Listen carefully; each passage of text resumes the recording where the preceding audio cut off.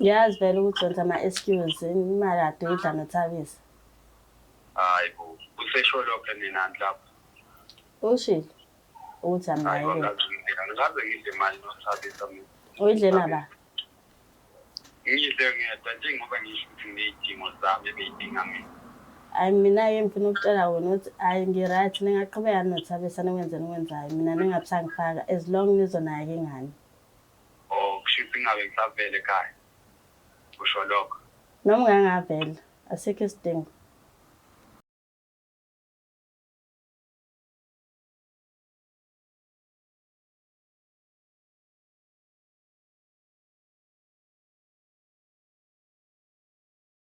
Ngiyanibingelela nonke ababukeli be-Black Life TV kuhlelo esilibiza ngokuthi umfunani umuntu wami. Igama lami nguStufuza Dlangamandla Zulu. So njengoba i-guest yami ihleli la eceleni kwami, it means ikhona lento eseyisola muva nje kwi-relationship yakhe nophesini wakhe. Kodwa-ke ezosichazela kabanzi ukusuka nokuhlala kwendaba. So-ke asike sizwe ukuthi ngabe usiphatheleni. Sabona kunjani? Yebo njani? Ngiyaphila wena? Ngiyaphila nami. Uma bani? Njani? Uma bani? Ngomanxasana. Nxasana. Ubani Nxasana? Ozweni oThoko Ntoto njani? Oh, okay. Ubuya kuphi? La emakhaya noma? Oh, emakhaya. Kuphi emakhaya? Oh, kuse-Eastern Cape, Flagstaff. Okay. La usuhlala khona njengamanje kukuphi? Ngihlala la e-17 Marandrash Drive e-Ashley. Oh, okay. So ufike nguphi unyaka la? Ngingasho ukuthi ngikhulele la uma wazizalela la eThekwini kodwa ya sinokuya emakhaya sovakasha. Okay. So-ke asivele nje sihlale phezu kodaba ungichazela ukuthi wena nomuntu wakho nahlangana kwakumuphi unyaka, nihlanganela kuphi, kwakwenza njani? Oh, mina nomuntu wami sihlangane ngifunda i-matric 2022. Okay. So sajola-ke saba nengane, ingane sibe nayo last year. Oh, so ngo-2022? Yes. So the time kade nihlangana wena kade ufunda i-matric wena kuphela noma benifunda i-matric noba u-2? Yeah, besenza i-matric so-2. Okay. So bekuphethe kanjani-ke ubudlelwano benu busanda kuqala? Abengiphethe kahle, zonke izinto bezi-right. Okay. Yeah. Sure. Kubo batheni mabekubona mhlambe mayekwazanisa nomndeni wakhe nanokuthi sekukhona ilungu elisha lomndeni elikhona leni noba u-2, batheni nje bayoye bafila kanjani? Sisanda kuqala ukuhlangana babengangithandisisi kahle hle.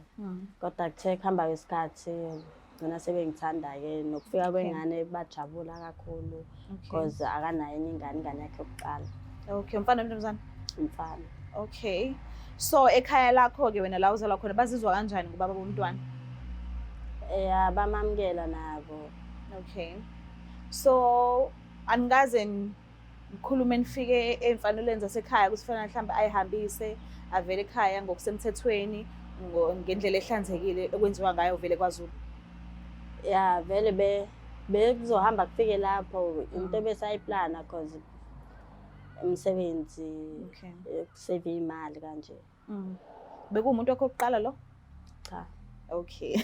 Okay, ngiyakuzwa. So-ke usoleni noma uzweni noma ubone ini wabona ngathi angisekho ngedwa la kule relationship, ngathi akusaseyimi ngedwa wesifazane okhona, ngathi kukhona nomunye?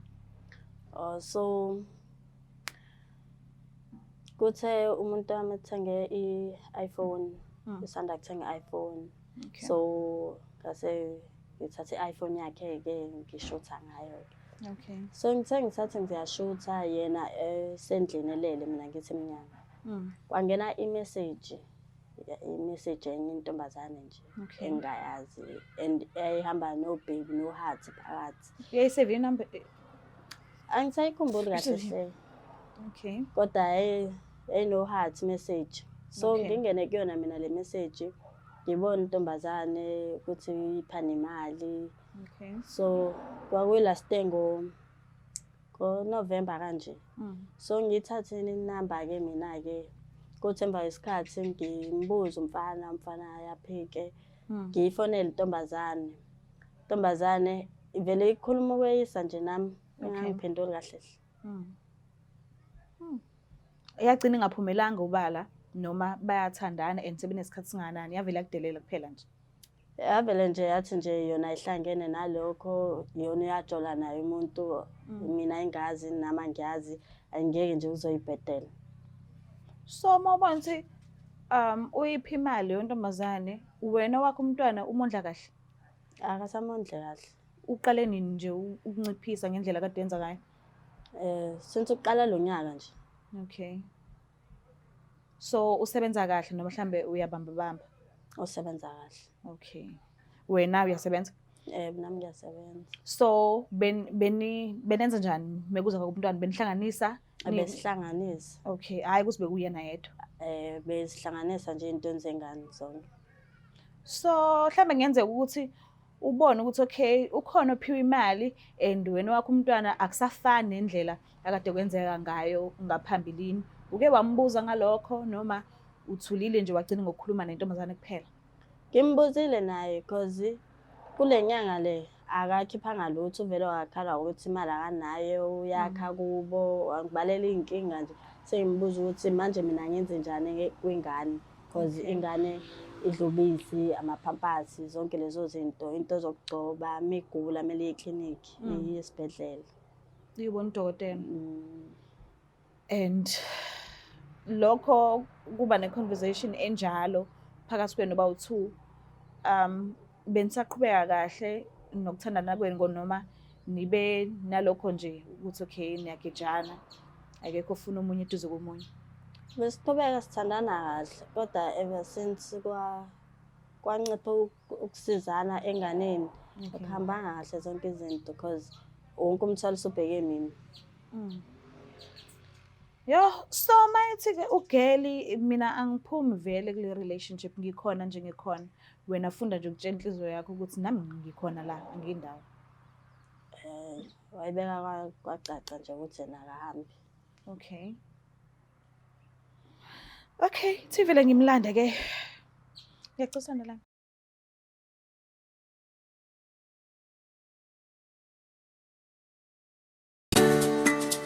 Black Life Traditional Pharmacy izimpande zama-Afrika. Sikulethela konke ongakudinga. Sisebenzisa imvelo ukulapha, sididiyele izimpande. Kwahlanganiswa ongoti abahamba phambili wezokulapha ngesintu. Senzela wena. Sikhona isikhafula sokubuyisa isithandwa sakho, ukuthola umsebenzi, ubuyisa umuntu wakini owaduka. Sikhona nezwasho. Sikhona iswasho sokugeza isichitho. Ube nogazi, uthandeke ebantwini, ukususa amathunzi amnyama, nokuvula izinto zakho. Zikale phansi abantu bakuthande. Siyabasiza nomama uma unenkinga umhlume, ama-ulcer, i-cancer, i-BP, ushukela, ama-fibros, uvule nesibeletho ukuzothola abantwana. Siyabasiza nosisi ukukhuphula isitofu usibeke ku6. Indoda ikuthande kakhulu izikuphi imali. Nobaba sebasiza ukuqinisa idonki piri umthetho uqine endlini. Wenza umuntu akathande wena wedwa, alangazelele wena wedwa futhi uphinde uvikele umkakho. Woza kithi epharmacy eBlack Life Traditional Pharmacy. Ipharmacy yethu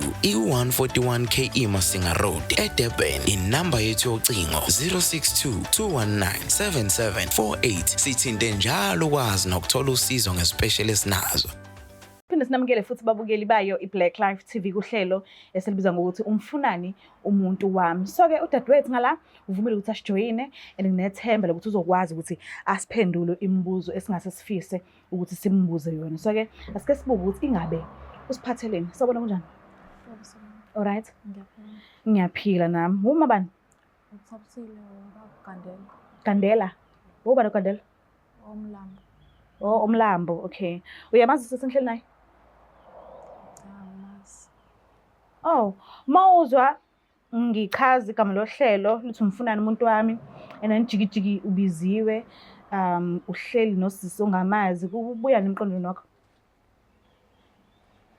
Ukhona ucingo engake ngalithola kumuntu engibuza engitshena ukuthi angihlukane nomuntu wakhe. Okay. So uyaqagela nje ukuthi ngiyenzeke ukuthi ngabe uyena. Yeah. Oh, okay. Wathini kuleyo phone call le manikhulumisana? Wangitshena ukuthi angihlukane nobaba wengane yakhe. Wasuthini wena? Ngamtshela ukuthi angeke ngize ngikwazi ukwenza lokho. Okay. Senesikhathi singana nithandana nobhuti wabantu? Ngicabanga ukuthi sesiney'nyanga. Niney'nyanga. Yebo. Alright. Ngiyacela nje umuphi isikhathi sakho umuzwe ukuthi ufisa ukuthini kuwena.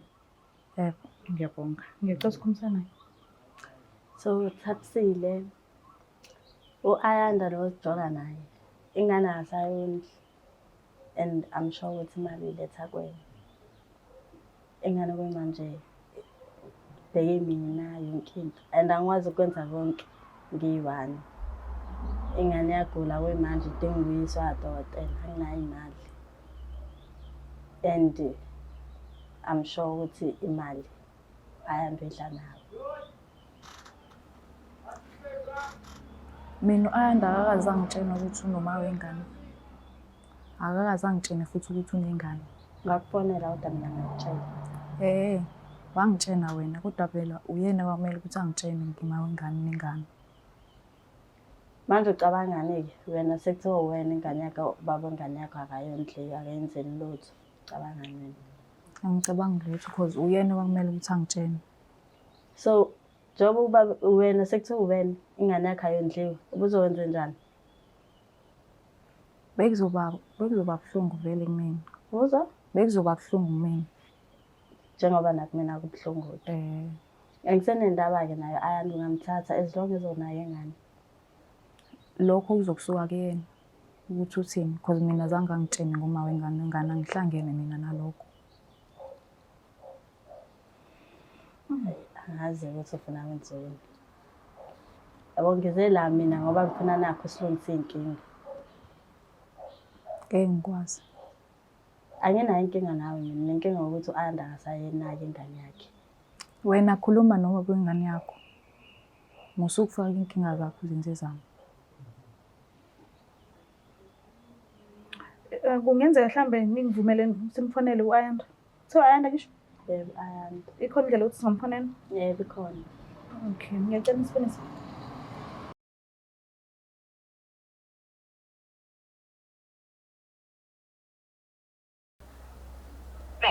Please take the number and dial again. Cela siphinde sizame nje futhi.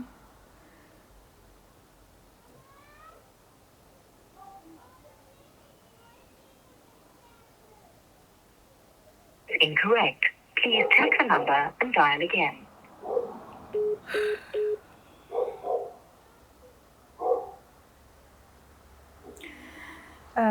Ngiyacela ukuthi sibuye simzameni. But into engifisa ukuyi-check-a ile yokuthi wena njengoba usho kalula kanje uthi uyamnikeza-ke u-Ayanda kamthathe. Inqobo nje mayizokwazi ukuthi amtshele ukuthi akondle umntwana. Uchaza ukuthini ngalokho? Ukhuluma ngoba nakho usakwatile because nangu sisi naye uyakubeka esadini lapho uthi akayindawo noma ukhuluma ngoba ithini into engemuva? U-Ayanda sengihluphe kakhulu mina. So sengi-right so ngilebele ngimele endaweni eyodwa nomuntu ongezwa hlezi exolisa njalo sengikhathele. Okay. Ukuthembiseni Thabisa u-Ayanda? Ziningi into angithembise zona nokuthi uzoyovela ekhaya. Ziningi nje angenzela zona. Is it right? The same thing nama ngithembisa zona. Abantu abafani sisi. Okay. Uye wakuthembisa busumazaniseleni nomndeni wakho? Ngizwa? Busumazaniseleni nomndeni wakho? Bengamazisa. Bebombona ngaleso sikhathi? Yebo. Okay. So kwenzala enhlizweni yakho uma ubona omunye umuntu wesifazane ekhala ngalento le abhekene nayo njengamanje and enawe phakathi ufila kanjani? Ngiyazwelana yena naye. Kodwa lokho okwakhe nomuntu wakhe mina angihlangene nawe. Okay. Okay. Ngiyakuzwa. Ngicela siphinde sizameni futhi.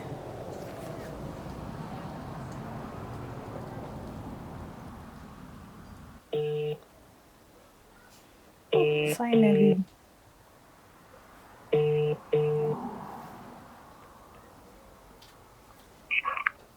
Hello. Sawubona kunjani? Yaphila? Ngiyaphila nami. Awukho amatasa singakhona ukukhuluma? Ngikuzwa? Awukho amatasa singakhona ukukhuluma? Singakhona ukukhuluma. Alright, ukhuluma noSitufuza Dlangamandla Zulu from Black Life TV. Ngiyakuzwa. Nginama-guest la awu-2 kuhlelo esibiza ngokuthi Umfunani Umuntu Wami. Ongibhalelile uthe umanxasana and unomntwana nawe. Uthi akekho right kahle kahle ngendlela sekwenzeka ngakhona kwi-relationship yenu noba u-2. So ubesinikezile-ke inamba kaThabisa asole ngazuthi ni ndawonye kwezothando.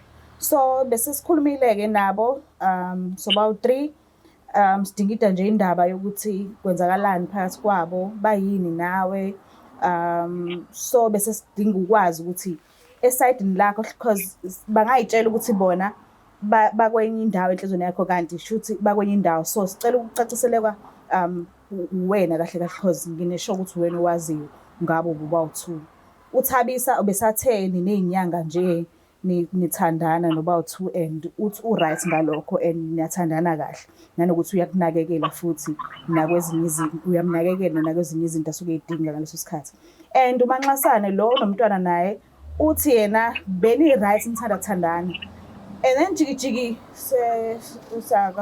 sa-understand manje ukuthi ithini into into kanjani manje angayi-understand aka-understand ukuthi wena njengoba kade upromisile ukuthi uzoya kubo sekwenzeka kanjani manje ukuthi ube nomunye umuntu wesifazane so uyadinga ukwazi ukuthi mhlambe budlula kuThabisa nje njengensizwa noma unisele naye futhi ukuthi nibe ndawonye ngokusemthethweni naye futhi uThabisa cha phela kaZulu akulona icala ukuba nabafazi ababili nabo bobabili ngisangabathatha bobabili ngisamlungisa lo njengoba nje sisana 6 months sathandana. Ngicela ukuneza isikhathi ukukhulumisana naye-ke umtshele kanjalo. Unika bani ucingo? Nginikeza uma wengane yakho. Awu. Hello. Yebo. Mina ngifuna ukwazi ukuthi ingane asayo nje ngani. Phela owamanje angithi ngoba ngichazile ukuthi idokho lisaphethe. Kanti ngasaholi imali ephelele. Ngisala imali leyancane nezinto ebengibudgetile but ngiyathembisa ukuthi as soon as possible imali indaba yemali. Lokho nakho ungakulethi ngokunakekela ingane. Kusami ngixolise lapho. Angixolise ngempela. Angazi ngingachaza ngithini lapho kodwa-ke nami bengisanazo iy'dingo zami zokuthi ngilungise ey'phuthumayo. Kodwa ngiyathembisa ukuthi ngeke iphele kule nyanga ngayifaka. Ngiyazi vele ukuthi wenza ama-excuse imali ade uyidla noThabisa. Hayi bo, usesho lokho nina lapho.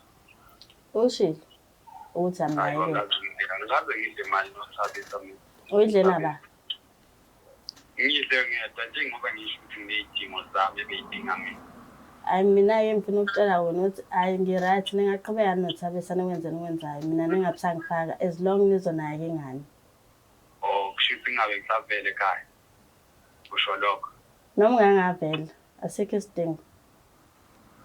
Ukuthi-ke vele angithandi nomuntu ukuthi angidikile kodwa kulungile. Ingane? Ingane phela ngiyama ngithi. Ngiyeke ukuyondla ini ngoba bengichazile wasekuqaleni ukuthi benginey'nkinga zami eziseceleni angishongo ukuthi ingane angisayondla. Kuyimanje kade ngizama ukufonela ifoni yawe ibambe ngifuna ukutshela ukuthi ingane iyagula. Inkinga nayo nedrama yakho njalo ufonile uyazi ukuthi hhayi bengayibambi ifoni. Oh manje awucabanga ukuthi mhlawumbe elinye ilanga ufona ngithi ingane ifile? Akungifikelanga lokho ngoba sengiqalile ukuthola. Oh usuqalile ukuthuka manje. Ya ngizozama ukuthi kuphela ngizombona uboya. Ngidinga imali-ke njengamanje ukuthi ngihambise ingane kudokotela. Uyazi nawe imali awuyifakanga mina engakwenza ukuthengela ingane amaphampasi zonke izinto izidingo zengane ubisi into zokugcoba. Ngiyakuzwa bakithi kodwa-ke angithembisi lutho ngoba bengishilo ukuthi imali angikabi nawo kwamanje. Zama nalapho kini, zama nakini. Lalela mhlawumbe kuba yimina ngikwazi ukuzama imoto ngifike lapho ngizothatha ingane ngisadontola mina sayise ngoba kuyenzeka phela ukuthi ngifake imali igcine ingafinyelelanga kwiy'dingo zengane angiqambona amanga lapho. Angaze ngayenzeli mina ingane yami izinto. Angiqambona amanga lapho. Uyawaqamba. Uyawaqamba. ayehluleke lapho mina ngizozama iqhinga lokuthi ingane yakadokotela kwasiqeda ngifuna ukuthi lokho esixabana ngithi As long ingane izobiyile kadokotela. ngizolenza iqhinga ungasabi mhlawumbe by sab Hayi okay. Asithembe ukuthi njalo ingane izoyondla cause uma ungayondli mina ngizokusa enkantolo. enkantolo Yeah. kuyobe sekufika kanjani lapho ngoba ngiyasho ukuthi iphutha akuyona nanento yokuthi mhlawumbe sengiqeda unyaka ngingayondli ingane into nje yenyangane Sasa njengoba kwaphela lesonto imali ungayifakile imali yokuthi ingane ekudokotela. Yimgagamela Awugagameli. Ingane awusayenzeli izinto. ngabe ngisho unyaka ngabe ngithi mhlawumbe cha sengiqeda unyaka ngiyondla ingane cha aziphele ngisho unyaka Noma athiwa lo nyaka uphelile mina indingo zengane ngiyazenza. And le ngane angiyenzanga ngedwa. kanyawazi lokho hayi Wena manje uma ungasayondla ingane ukuthi mina ngenzeni? yo baningi ama-single parent ngaphandle ngisho kodwa Oh manje nawe ufuna ngibe yi-single parent. ngilalela ngisho ukuthi nawe phela sebenzisa amandla akho nawe ukhombisa ukuthi angithi umama wayengane Oh wena wenzeni wena uhamba unenebula ngemali yakho mina ngeyami ngondle ingane mina engayenzanga ngedwa. ngingafuni ungilalela Nawe ufuna ungilalela. angizofuna ukwenza ngendlela yakho mina Vele ngizokwenza ngendlela yami. Kwaphela lesonto ingane ingayanga kadokotela njengoba igula. Ngizohamba mina ngikusenkantolo uzobona ke wena ukuthi wenze njani. Uzokhuluma nenkantolo lapho uyitshele yonke lento ngitshela yona. shuthi phela uma usuyisa enkantolo uyimizele ngokuthi vele ingane ingabe ngisayibona Kusho ukuthi phela wena uzobe ungayifaki ingane wena uma ufuna ukuqhubeka ukubona ingane uzoyonke uzozenza izidingo zengane. uyabona-ke lapho ngeke ngikhiphe imali yokuthi ingane ngeke ngisayibona kusho ukuthi komele ungibophise uma kumele ungibophise ngoba phela vele uma usuye enkantolo Hayi suqedile hayi kusho ukuthi uyoboshwa-ke. Kodwa nje kwaphela lesonto ingane ingayile kadokotela ungayifakanga imali ekuyadokotela.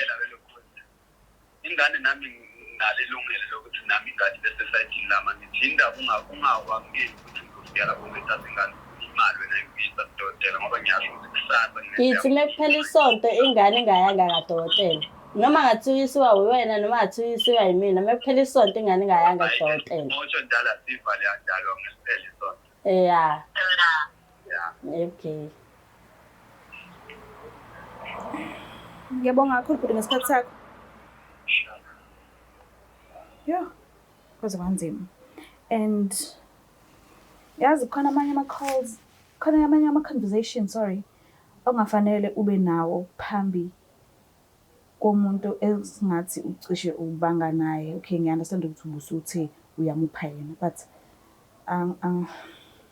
ngicela siphumeni lapho kwamanje, but bengingathandi ukuthi ezwe indlela eniqophisana ngayo since niba uthiwa inhlizweni yakho i-understand ne? Hayi for sure naye yajabula ukuthi sezoba yedwa. Ngeke sabanga namuntu. Okay, ngiyabonga kakhulu Thabisa ukuthi usihloniphe ngokuthi uze. Ngiyabonga nje isikhathi sakho. Ngiyacela ukuthi umkhulekise bobabili kahle kahle.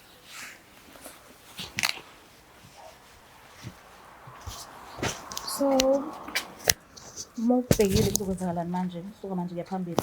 Kambe usho ekhaya la uzalwa khona ukuthi bazali sengibhekene nento nje phezu kwento nje noma uzothula nje mhlawumbe uyile nhlobo yomuntu othulayo afele ngaphakathi. Ngizobachazela ekhaya because ekhaya sebemazi zofike ngibachazele sonke story. Okay. So indlela babemthanda ngakhona mawubhekile kuzokwenzakalani? Ngicabanga abasekhaya bazofuna ukuyozwa kubo nabakubo mebethola bazoza ekhaya bezobuza because bese kuzwaniwe umndeni. Okay, ngiyacela bhuti ukuthi naye umkhululekise. Ngiyabonga kakhulu kodwa nginceseke ngendlela othole ngayo, indlela kwenzeke ngayo nje. Askis, I hope one day inhliziyo yakho iyophola ngaphakathi. Kukho kudlula lokho sisi. Ngiyabonga kakhulu nangobhuti ezokulanda ke. Yo, ngibuke lapha ekhaya kahle kahle ngifuna ukuhleba. Hayi ngoba nangi ngimxosha, anginayo imvumo ukuthi ngimxoshe kodwa ngifuna ukuhleba.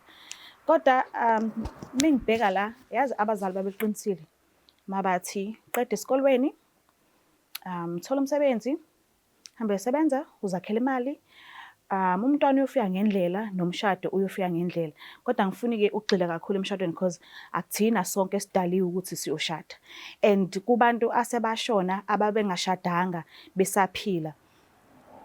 Asikaze size sizwe noyedwa owabuya wathi ngiyacela ningilungisele izinto zami ngishade nami because ngixoshiwe la engithe mangishona ngaya khona.